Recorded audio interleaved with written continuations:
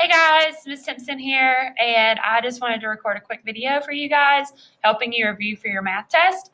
So this Friday we have a test on Chapter 3, and right now we are right on schedule as to what we would normally be during the school year, and everything's kind of going as planned. And this is typically about the pace that we go at about every 2 weeks we have a math test, sometimes 2.5. Okay, so during this video, I'm going to help you review a little bit. There are several things that was included during this chapter. Adding and subtracting decimals, that's 2 topics there. Comparing decimals, ordering decimals, and rounding decimals. In order to round, you had to understand place value a little bit. So those are kind of connected, but all 5 of those things are on your math test. So we're going to run through a couple problems together. Like the Chapter 2 test, I am going to include some example worksheets if you want to do some practice problems with the answer sheet, because I think it's important for you to know, to try it yourself, but then use the answer sheet to check, did I get it correct or not, or did I not? The review is not something that you have to turn into us. The review is just for you to better your understanding. And so you can use that sheet as to whatever works for you. If you're in class, then we would be like playing a game or playing some sort of review game, including the same exact questions. So if you and your parent or you and your siblings make a game out of the questions or whatever, great. If you can find a way to get creative with them, awesome. But then sometimes it just helps just to practice on a couple of them and then double check. Okay, did I do this right? Do I know what's going on? So sometimes that's nice just to be able just to practice with no grade attached to that. And so we're going to look at some problems together and hopefully clear up some misconceptions if you have any and make us all feel comfortable for our test. So I have some papers under the dock camera, and I'm going to be writing on those papers over near my computer and then coming back here a little bit. So just bear with me on that, okay? So first we're going to practice with ordering decimals. And I want you to note that here it says from least to greatest. That is really important to pay close attention to. So the first thing I'm going to do is I'm going to look at the ones place in each of these numbers. Okay? So in the ones place, if I'm looking least to greatest, these 2 guys have a 4 where the other 3 have a 5. So I know these 2 are smaller, but to what extent we need to look at. So we're going to go down a digit on each. So the 0 is smaller than the 5, right? So the 4 and 5/100 is going to go first. Then the 4 and 5/10 is going to go second. Okay, now I'm moving down to the 5s. Each of these 5s are the same, correct? So this guy does not have a decimal. If a number does not have a decimal, the decimal is at the end. And I can fill in zeros here if I need to. Well, let's compare the next place value, which would be a 0. So which one's smallest? 4, or 0? 0 is the smallest, so I'm going to mark that out. And I'm going to write the original number there. Okay? So next is left between these 2 guys. So I need to move down a digit to the 5, and there's nothing here, so I'm going to fill in a 0. Which one's smaller? The 0 is smaller. So I have 5 and 4/10, and that's gone, and 5 and 45/100. Okay, let's look at one more example on this sheet. So I have least to greatest still, right? So I have a 3, 2, 2, 2. So I'm going to look at all the 2's, right? Well, now I have a 0, and a 2. So I know out of these 3, this one is going to be the biggest, right? Because it has a 2. So 2 of them is going to go here, and this one will go here. But when I'm comparing these 2 guys, I have to move down a digit. The 2 is smaller than the 3. So that goes first. That goes second. This guy's going to go third. Now I'm comparing the 3 to the 3. Those are both the 3 in the ones place, so those are equal in value. Here's the decimal in this number. The decimal in this whole number is at the end. I can fill in a 0. I compare the tenths to the tenths, and 0 is smaller than 2. So I'm going to fill in the 3 here and the 3.2 here. Okay? So ordering decimals. I highly recommend mark out the numbers after you use them.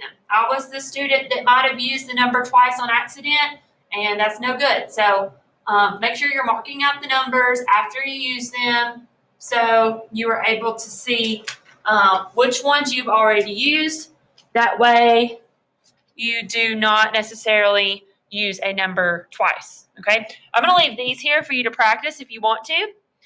Practice on your own and see where you're at personally with that. Okay, so now I'm going to, there's the answer key I'm going to include. Okay, so now we're going to talk about rounding a little bit. We're going to do a couple examples of these, and then I'm going to leave the rest to you if you want to practice with them. This says round to the nearest whole number. Whole number. This is like, almost like these are dollar amounts, and we want to round it to the whole dollar. So that means that we are rounding this place value on each of these numbers, right? And I'm going to look at the tenths on each of those, okay? 5 or more, raise the score. 4 or less, let it rest. 8 is more than 5, so it's going to bump that 6 up. 2 is less, so that's going to keep that 38 the same. 6 is 5 or more, so it's going to bump that 0 up. 4 is 4 or less, let it rest. So I'm going to leave that 42 alone. 5 or more, raise the score. I'm raising that 7 into an 8. Okay, so I'm going to leave the rest for you on that section. This one says nearest tenth. So nearest tenth means that I am rounding the tenth position, correct? Correct. Okay, so that means I'm looking at the place value to the right of it, which is the hundredths. So 5 or more, raise the score. I have 55 and 7/10. 4 or less, let it rest. 48 and 2/10. 5 or more, raise the score. 32 and 9/10. 5 or more, raise the score. 5 or more, raise the score. 5 or more, raise the score. Okay, I'm going to leave the rest for you to practice on your own if you want to. The answer key I'm going to include. Okay, so this sheet is a matching the words to the numbers, okay? So this number has no decimal in it, so that is just 356. 356. Notice I marked out my answer, my choice, as soon as I used it, so I don't try to use it twice. How we say this number is you look at the first part of it, then the decimals, and then you have what's left. The last digit in this number is in the tenths place, so it's 3 and 5/10. 3 and 5/10. Okay, let's do one like this guy. So you group this together, 30, and you're going to group this together, 56, and you're going to look at what place value that 6 is in. The 6 is in the hundredths place, so 30 and 56 hundredths. 30 and 56 hundredths is H.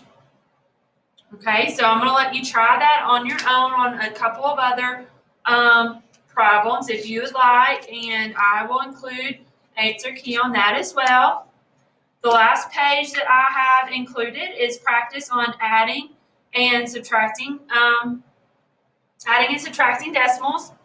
Okay, so just make sure that you are setting up your problem correctly, such as when I have a subtraction problem, 7.9 minus, or 7 9/10 minus 3 47/100. Notice I'm taking the 3 47/100 away from the 7 9s.